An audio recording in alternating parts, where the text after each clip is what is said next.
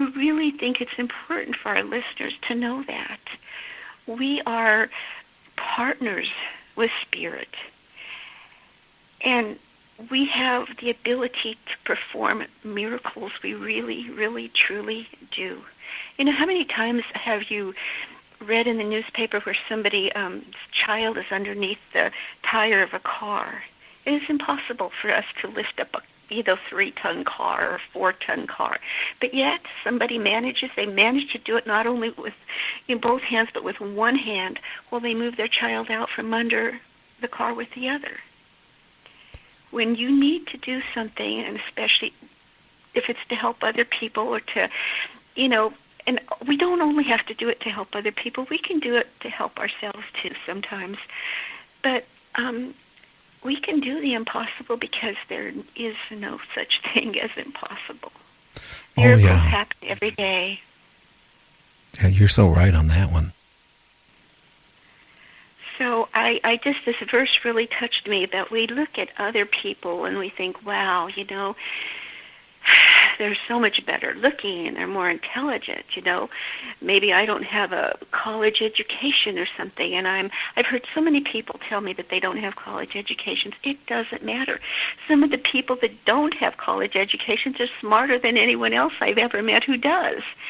And they have a lot more common sense sometimes. And that's just a generalization. I'm not trying to say people are smarter that don't go to school, but I think that we always look for our flaws. We focus on our flaws. We berate ourselves because we're not good enough. We're not smart enough. We're not intelligent enough. We're not whatever enough. We are enough. We are definitely enough. We are more than enough.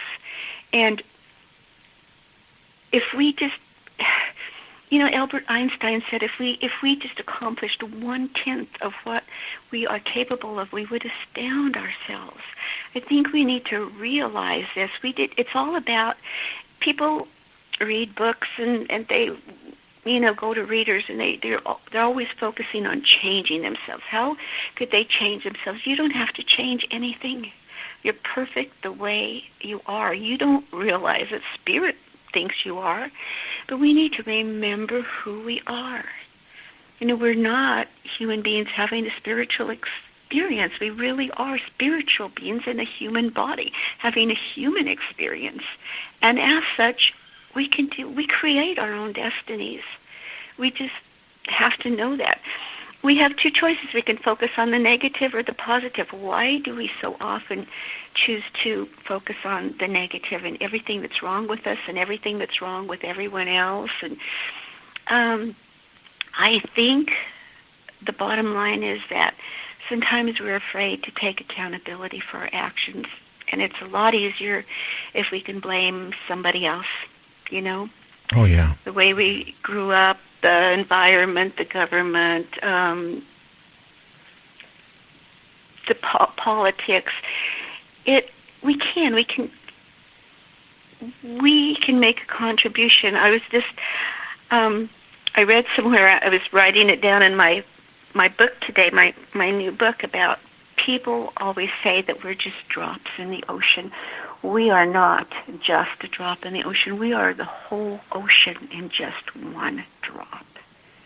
The whole ocean in just one drop. All the elements of the ocean are within us. So we're just not, little pebbles and the pieces of sand on the beach. We are the whole beach. We are the whole ocean.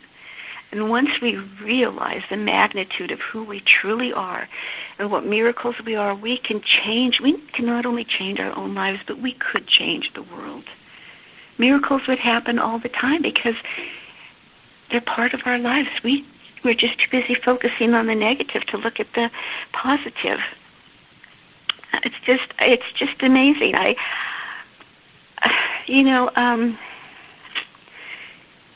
People get healed every day. Things happen that, you hear about somebody that was told they had incurable cancer. I know a lady, in fact, in Langley that had incurable cancer, and she could barely stand up for more than a couple of hours at a time, and the doctor told her the best scenario was that she might have a few weeks to live. The worst scenario was that she'd probably be dead overnight. And so she decided she wanted to have a party. She and her husband had quit being intimate. They blamed each other for everything. They argued about everything, and she wanted to have, a love-in. And so she invited everybody they knew. And she said it was just so gratifying. People came walking down the street with, bathtubs of ice and beer in them, and people came with bands, and they played music for 4 or 5 hours, and where previously she could never even stand up for more than a couple of hours, she stayed up and danced all night long. And that night, her husband put his hands on her and gave her Reiki and massaged her and held her in his arms. And she said she just determined that she was not going to be another statistic. And 20 years later, she's still around. But you know what? A lot of this, and I mean a lot of people that have terminal diseases, what they do. I watched my grandfather in a month's time die from, stomach cancer. He was, he had upset stomach. He went in and had radiation. This is years ago, done. But then, after he had his radiation, he sat in his chair and he wouldn't eat. He didn't even try to eat. He didn't do anything. He just sat there and he just kind of, he didn't last long. And what happens is a lot of people, they get the notice that, they got a terminal disease. First thing they do is they give up physically. They give up emotionally. I'll be honest with you. I have bone cancer in one of my legs, and they wanted to amputate it years ago. And I said no. And I still have the cancer there, but it really hasn't spread. That's what amazes the doctors. But I stayed focused, I used to ride a motorcycle. I gave it up. The first thing I did when I found this out, I went and got another motorcycle, started riding again. And I stayed focused on something in my life. I didn't just give up. And that's what happens with a lot of people. They find that they have a disease or they got something, and they just give up. You got to stay focused on something. And I think the people who stay focused on life and try to enjoy their life, they're gonna be around. Where the other people who just give up, they're gone. I agree. And we always look to other people as the, quote, experts. Medicine is a practice.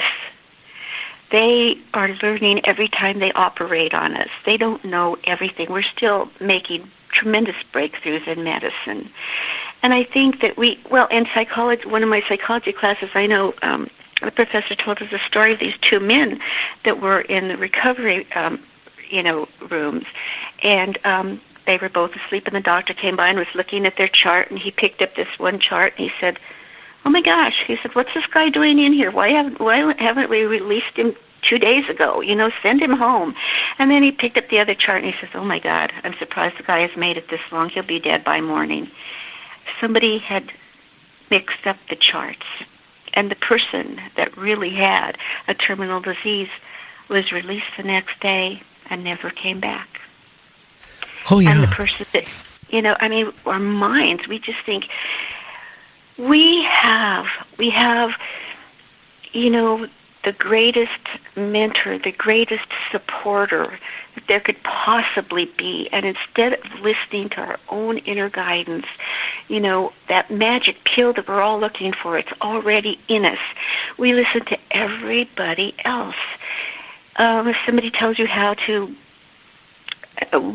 have a marriage, you have a spat with your husband, and people have all this advice, I just get a divorce, I wouldn't put up with that, I wouldn't, well, no, there's more to it than you are the only one that has all the answers, because you've lived in your body for 30, 40, 50, 60, 70, however many years. You're the only one that really knows everything that's happened to you, how you feel about things, and you're the only one that can solve your own problems. I mean, we can all give each other advice and help when asked for it, and, our opinions, but we need to trust that everyone has the answers for themselves. Now, that's so... I couldn't even put it as good as you put it. Now, I got to ask you some questions. When did you start getting these abilities? How old were you? And what were you? I mean, did this all of a sudden happen, or did it gradually happen? I mean, I've had different psychics on my show, and I have one or two that actually said they woke up and they had it. Then I've talked to some like where it slowly happened when they're like 13, 14 years old, and it gradually, as they got older, the stronger the ability came. How about with you? I think my first physical experience was when I was about 10, and I was born into an abusive family, and for some reason I was just more depressed than usual, and Dad had gone to the bars drinking, and we lived across the street from the Roman Catholic Church. We were Catholics at the time, and I snuck out of the house, and I went over to the church. It was kind of late at night, but, in Rocky Ford, Colorado, they didn't lock the doors. And I went into the church, and it was totally dark except for 2 penance candles that somebody had lit. I don't know if you know, but people light candles for people's souls. And I walked up to the very front pew, and I knelt down, and I was just begging God to please let me die. I just couldn't handle it anymore. And my rationale was that there's so many people that want to live, and they die.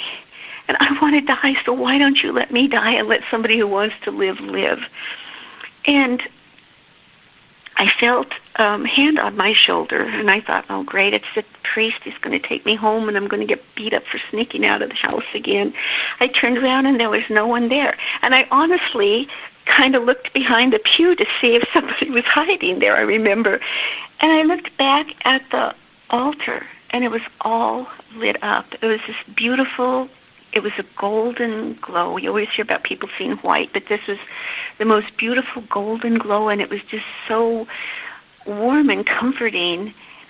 And in that moment, I realized, my God, I'd been given this amazing miracle, this gift of life, and I was like throwing it back in Spirit's face because it was hard, and I really felt ashamed of myself, and I got up and I just left the church. And then I remember later telling the priest about it, and he told me not to tell anybody about that because I could be excommunicated from the church. God doesn't even talk to adults, much less some little kid or, come appear before them. So he only goes through the priest. And so I never really told anybody about that, and it wasn't like the beating stopped. It wasn't like really anything changed dramatically. But in my soul, I knew that somebody loved me, and it didn't matter. I wasn't my parents' child anyway. I belonged to Spirit. My DNA is from Spirit. And they were just, I don't know, I kept thinking that at that age, that maybe I was adopted or something because I didn't belong to that family. But, and then later on, I remember that I would know things that people hadn't told me when they'd come in to talk to me, and they wondered, I didn't tell you that.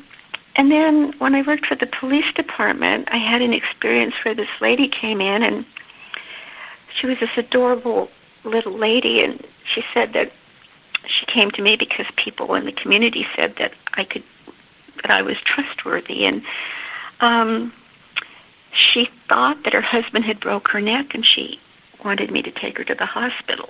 And I would, of course, oh my God, I'll get an ambulance, and she's like, no, she said, you can't call anybody. I trusted you. I want you to take me. She said, my husband has told me that if I ever report him, he'll not only kill me, but he'll kill our two daughters.